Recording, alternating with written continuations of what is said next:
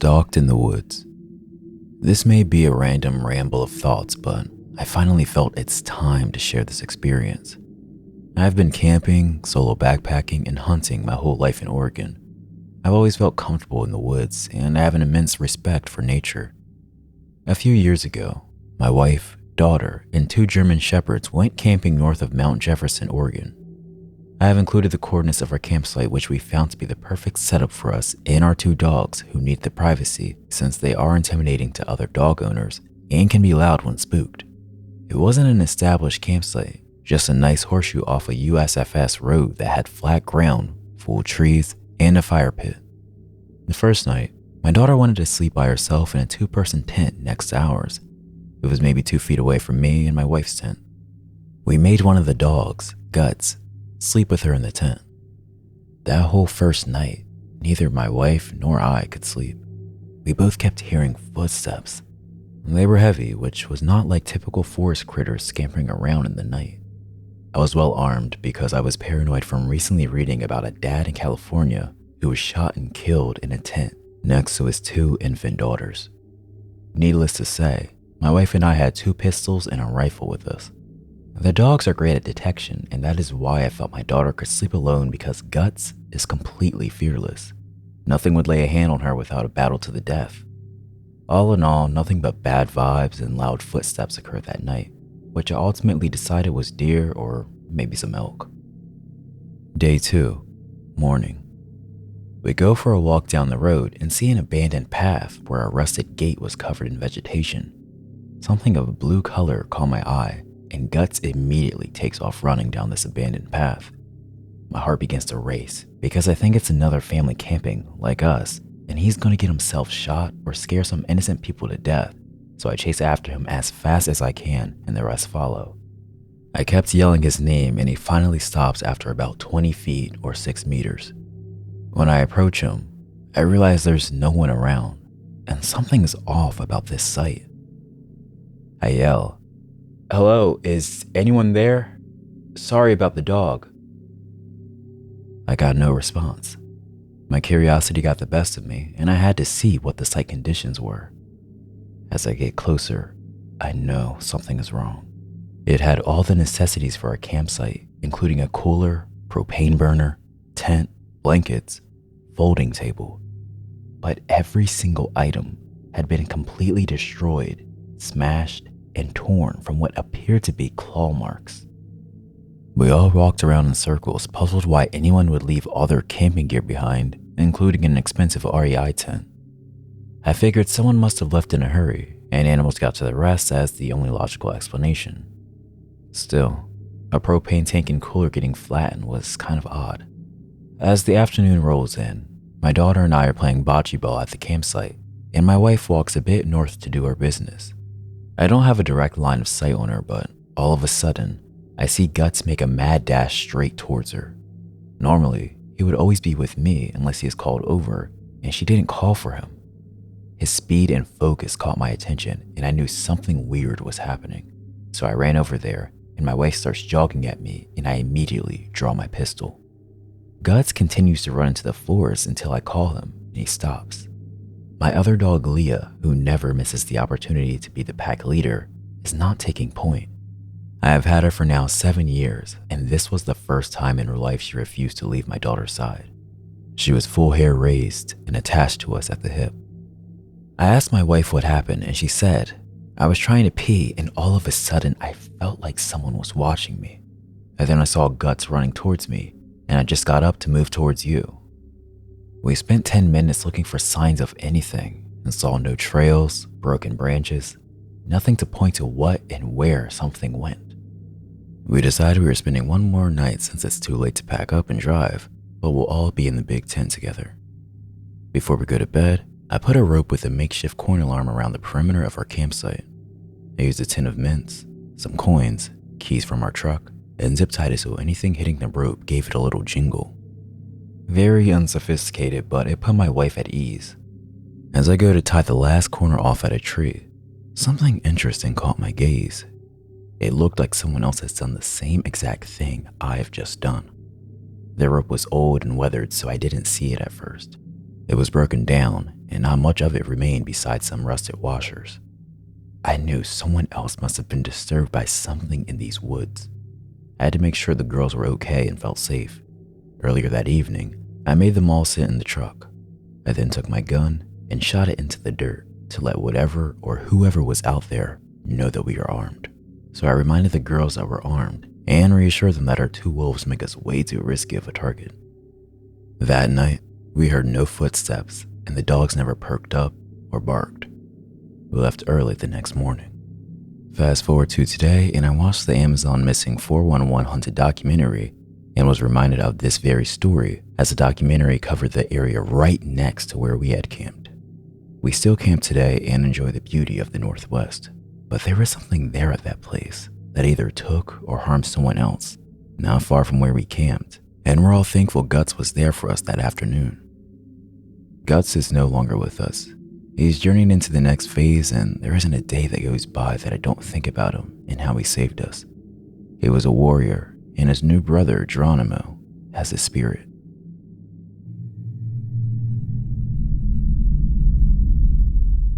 Daytime encounter in an empty forest. I'm 25, male, and a bit above average height. Since I've graduated high school, I've stayed active. I love going to the gym, running, CrossFit, swimming, and any team sport my friends decide to play at any given time. My favorite hobbies are mountaineering, hiking, and bouldering.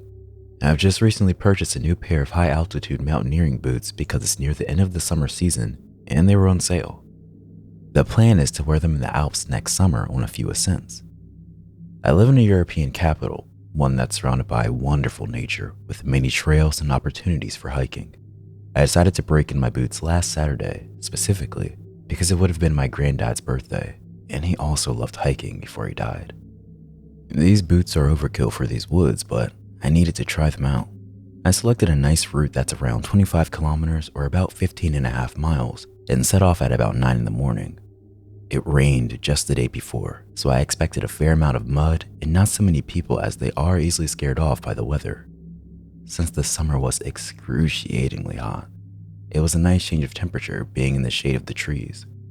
In the not so distant past, my dog would have definitely joined me on this hike, but she's turning 14 this year. She doesn't really enjoy long walks anymore. My girlfriend had to do something for work on short notice, so I knew from the moment I woke up, I would be doing the hike alone. The first half of the hike was perfect. The altitude difference along the trail is minimal. I barely broke a sweat, and I misjudged how many people would be out due to the storm the day before. I met maybe 6 to 7 people during the first 2 to 3 hours, and most of them were cross-country runners. I was taking my time with this hike. I stopped on many occasions to take pictures or study some animal tracks. There are deer and wild boars in these woods. Between 12 and 1, I got onto a path that ran into an actual road, one where cars can go. This road is asphalt but deep in the forest and can only be used to reach certain landmarks that are also in the forest, so cars seldom go here. My trail required me to take this road for a few hundred meters. As I was walking along the road, I heard a car approach from behind me. It went past me, not too quickly or too slowly. It was an older, green SUV with a temp tag, probably an import. Anyway, I thought nothing of it at the time. Then I heard it come back. It drove past me for the second time, now very slowly, and I could clearly see 2 men sitting in the front seats wearing baseball caps and sunglasses.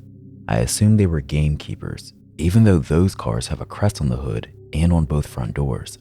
As I hike a fair amount, I know these things. I see them around quite a bit. They would also not be driving a car like this. They have Jeeps, which are more suitable for the forest. Still, I felt no discomfort and hiked along. My trail left the asphalt road and began snaking in the woods again. I walked ahead serenely, gazing at the trees and whatnot.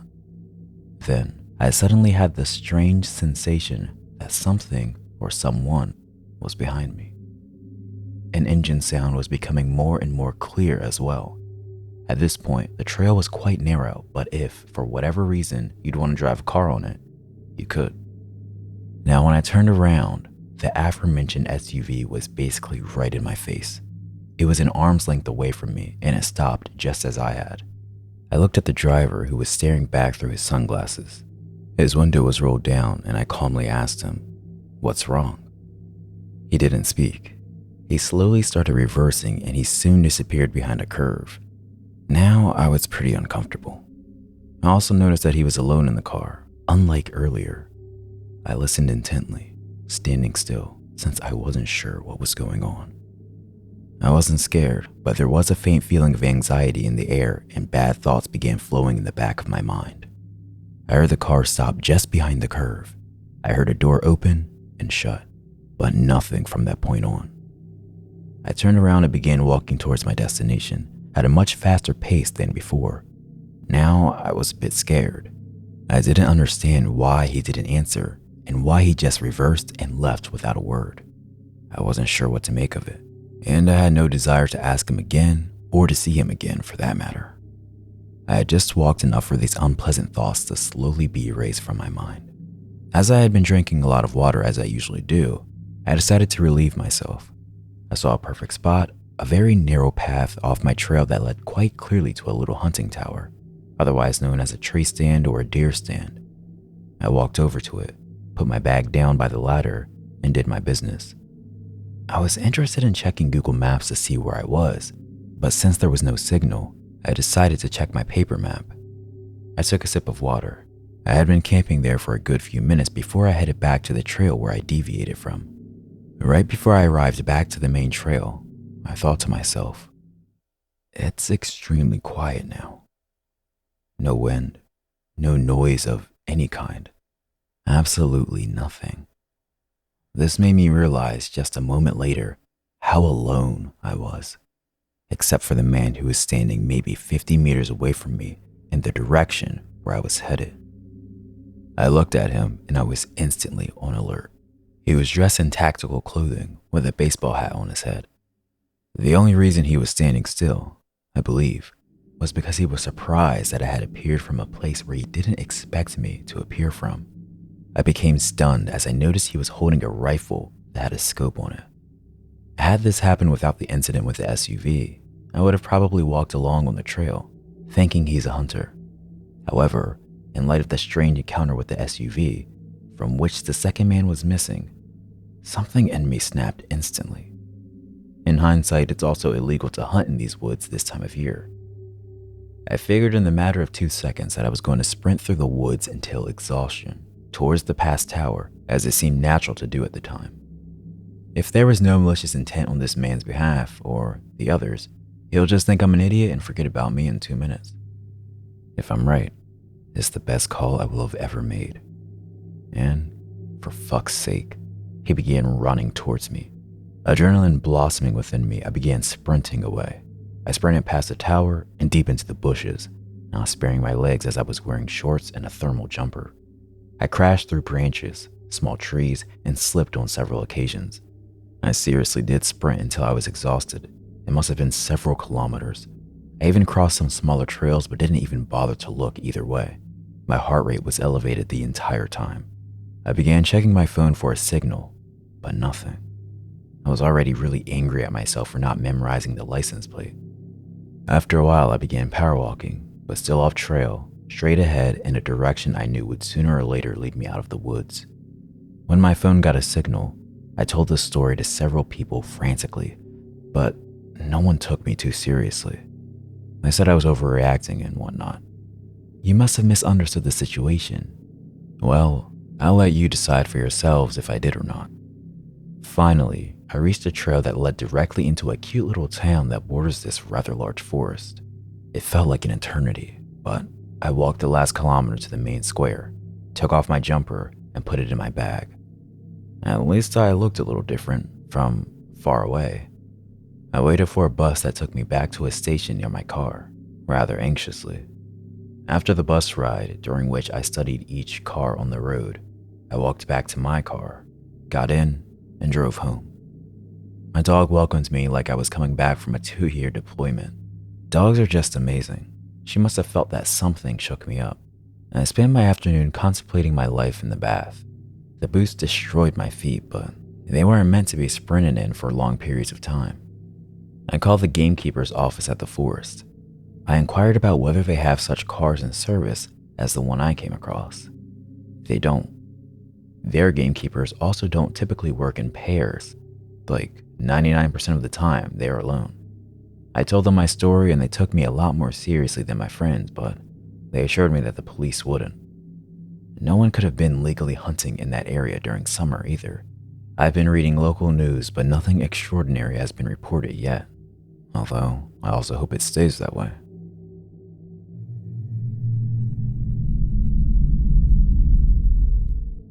The Sykesville Monster. I'm now a 72-year-old man. This happened long ago, but I remember it so well. The background was a series of events that placed me in a mountain cabin outside of Frederick, Maryland, circa 1969 or 1970. Just say my life at the time was in disarray. I had dropped out of college, my father had died horribly, and I was alienated. I needed to get my mind right. The opportunity to move to an isolated cabin to live in contemplation and solitude was welcome. I had some inheritance money to pay for it. To the best of my memory, I was there 8 to 9 months.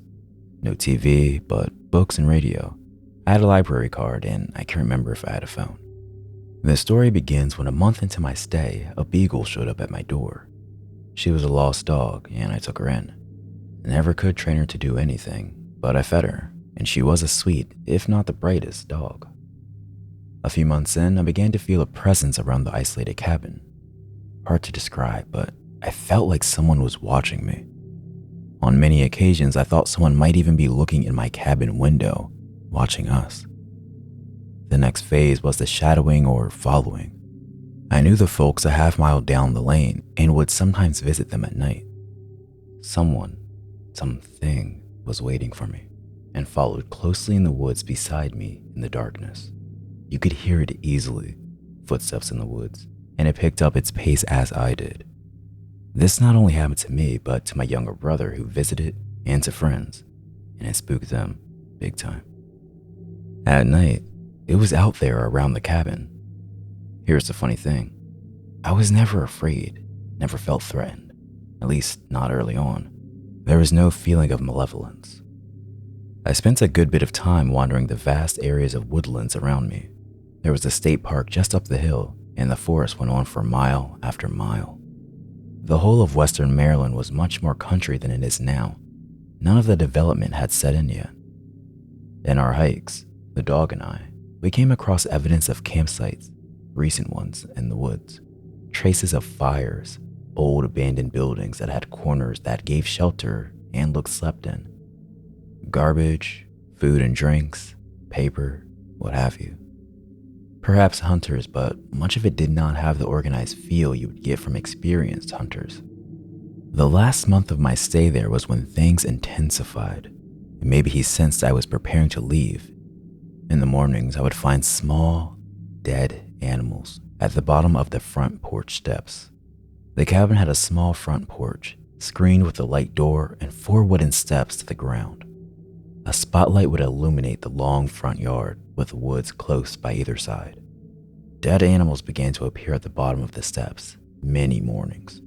I remember small birds, then a squirrel, a rabbit, like as if they were offerings. I had to grab them up before the dog ate them. This went on almost daily for several weeks.